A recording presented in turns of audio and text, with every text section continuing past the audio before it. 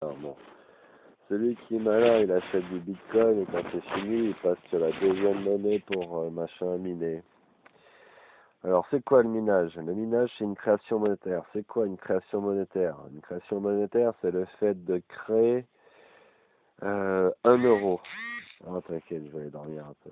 Ouais, bon, si t'as envie. De toute façon, je vais faire cette vidéo. Donc, le fait de miner, ça dévalue ta monnaie en fait. C'est une inflation. Le minage est comme une inflation, tu vois. Si aujourd'hui ça coûte cher de miner Bitcoin, c'est parce que le mec qui a construit le Bitcoin, il a fait en sorte que les premiers Bitcoins à miner étaient faciles et plus on s'approche de 21 millions de Bitcoins et plus c'est difficile de miner.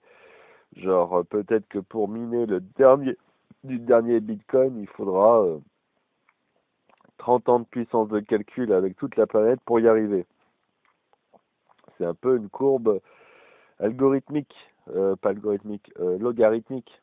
Logarithme, c'est une courbe qui tend vers zéro sans la toucher, ou un truc comme ça. Enfin bref, tu sais, ça, ça, ça tend vers, mais ça touche jamais, et ça tend vers jusqu'à l'infini. Ben, c'est comme ça que ça marche le minage du Bitcoin. Donc, en fait, c'est justement le fait qu'on puisse plus miner de Bitcoin qui va faire d'elle une valeur refuge, une valeur sûre.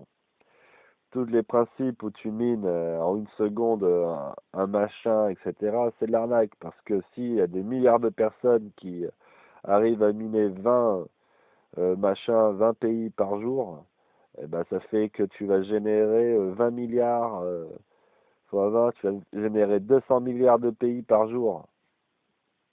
Bon, ce modèle est instable long terme et ne peut être qu'un modèle hyper inflationniste. Si on parle après dans la spéculation des monnaies concurrentes au Bitcoin, l'Ethereum, j'ai que l'Ethereum en tête, mais il y en a d'autres.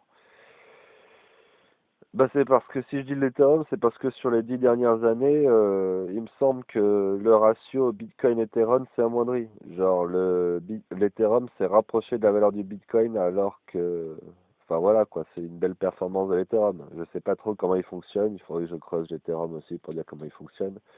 Mais de toutes les monnaies concurrentes, il me semble que c'est celle qui a le plus d'assises. Donc après, en spéculation, quand achètes à 30 000, que tu vends à 40 000, que tu rachètes à 30 000, que tu revends à 40 000, tu fais à chaque fois un petit bénéfice, tu vois. Et si tu le fais souvent et que tous les jours tu vends et t'achètes et que tu gagnes un petit peu de Bitcoin par jour ou un petit peu d'euros par jour, mais bon, vaut mieux augmenter ta masse monétaire en Bitcoin que d'euros, hein, ça c'est mon conseil. Genre, après, si tu veux beaucoup de Bitcoin, tu peux spéculer.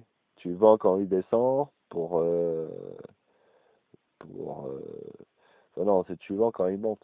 Enfin, c'est pas quand il descend, tu vois la valeur, tu l'as acheté ou tu le vends et tu fais, dès qu'il descend en bas, bah, t'en achètes. Quand t'en achètes, c'est une pression à la hausse. Et plus t'achètes, et plus il y a des gens qui achètent, et plus ça veut monter. Et tous ceux qui auront investi le coin à 30 000 ou 40 000, ils seront plus tentés d'acheter quand il sera à 8 000 que quand il sera. Enfin, du coup, ils diront: ah putain, merde, bon, je vais mettre la même somme à 8 000, comme ça, si on remonte à 40 000 un jour, je fais. Tu vois, si tu l'achètes à 8 000 et qu'un jour il remonte à 40 000, avec 100 euros, t'as fait 300 euros de bénéfice, quoi. Et, mais ça fait depuis 2019 qu'il n'est pas descendu en dessous de 8 000. Et quand tu observes la courbe depuis qu'il est créé, il avait fait un pic en 2015 par la spéculation à 20 000 ou 30 000 et était redescendu longtemps à 5 000. Et là, il est remonté, il a explosé 30 000. Il a eu un pic historique à 60 000 et il n'arrive pas à descendre en dessous de 30 000. Donc, si tu vois que le Bitcoin essaie de descendre en dessous de 30 000 mais qu'il n'y arrive pas, c'est parce que il y a des pressions à la baisse qui sont faites et qui ne fonctionnent pas. Il y a trop de personnes qui ont investi et qui veulent pas le lâcher le morceau. Voilà. Et ils ont déjà. Enfin bref. Sans compter qu'il y a un créateur qui a 1 million et tout, et qui de temps en temps peut s'amuser à faire ce qu'il veut, quoi. Il est milliardaire. Si le Bitcoin descend en bas, il peut tout racheter. Il peut. Et en rachetant tout, ils créent une rareté et du coup, ça remonte le prix. Bah, voilà quoi, c'est l'effet domino. C'est comme d'hab. Ce qui est sûr, c'est que le Bitcoin, ils ont ouvert des magasins physiques de Bitcoin, tu vois. C'est la seule monnaie où il y a des magasins où tu peux te pointer, tu donnes ton passeport, tu fais un virement bancaire et t'achètes du Bitcoin avec un mec devant toi qui t'en a vendu et tout. Ouais, bah, c'est la seule monnaie virtuelle qui t'offre ce service pour le moment. T'as des bars qui acceptent les paiements en Bitcoin à Paris, etc. Donc,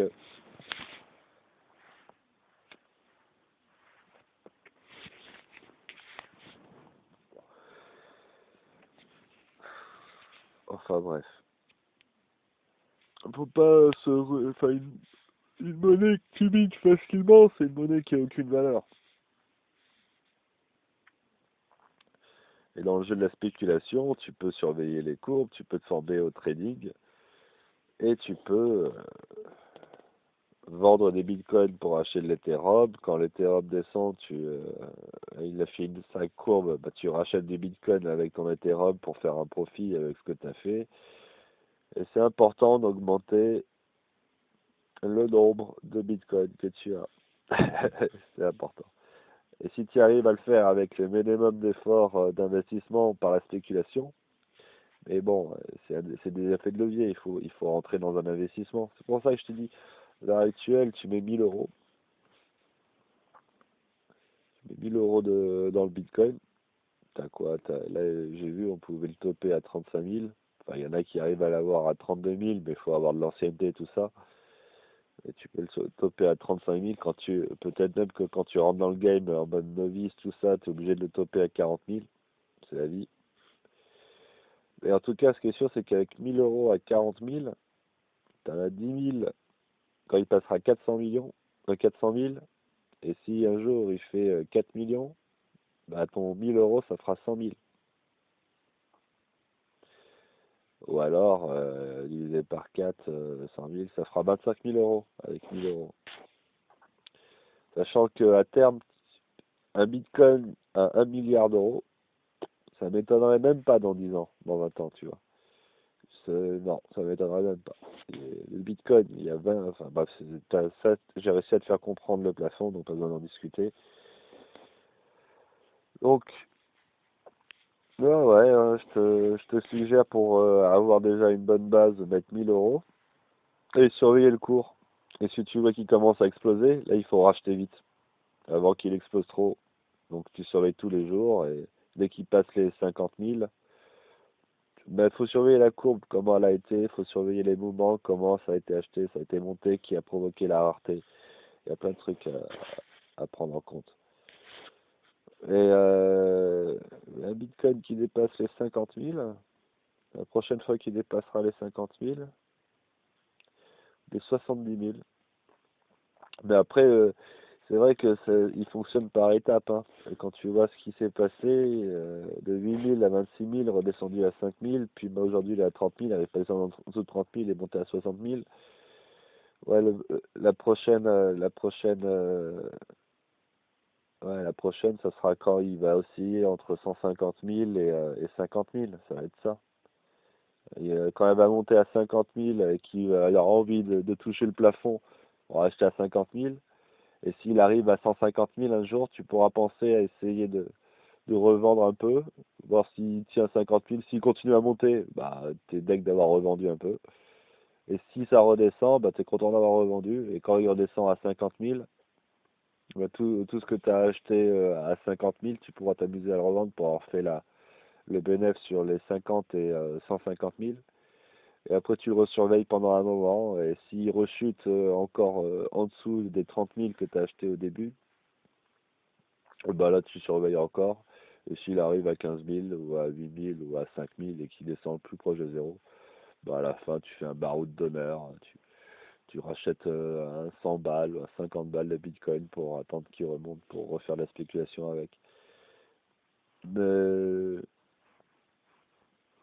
mais honnêtement, une monnaie qui a survécu à la pression à la baisse et qui n'arrive pas à être en dessous des 30 000 depuis plusieurs mois qu'ils essayent de le faire chuter, voire un an, Ah, c'est solide, hein. C'est solide. Enfin bref. Qu'est-ce qui pourrait arriver? De toute façon, dans tous les cas, ils impriment des dollars à foison et des euros à foison, et le Bitcoin, tu peux pas en imprimer à foison. Donc déjà, rien que sur la logique, après, il faut voir pour les magouilles et les arnaques. Mais il y a des pays qui lèvent les doigts, même, hein, vu l'état actuel de la géopolitique mondiale, va en Russie, va à Kaliningrad, et à Kaliningrad, tu arriveras à acheter du rouble contre du Bitcoin. Voilà.